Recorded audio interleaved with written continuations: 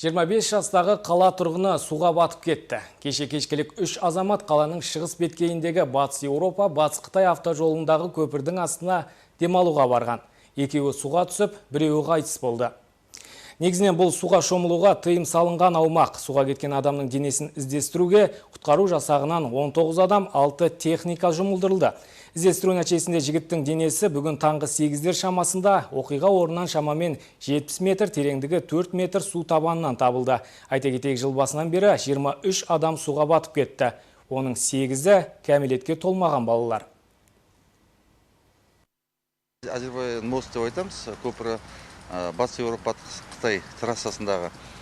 Сол жерден 2 адам, 3 адам суға барып, біреуі суға батып кеткен жөнінде хабар түсті. Түнгі сағат 01 сағат 00 минутқа дейін жұмыс жасадық. Түнгі мезгілде негізі бізге тыйым салынады, бірақ жаңа неге ағайын туысқандардың өтінішімен сол жерде жұмыс жасадық түнгі сағат 1-ге дейін.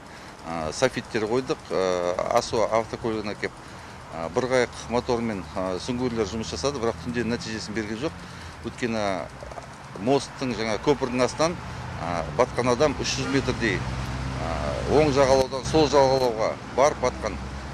5 тамыз күні 08 сағат 12 минутта батқан жерден 70 метр жерден, тереңдігі 4 метр жерден суға батқан адамның мәйітін алып шықты.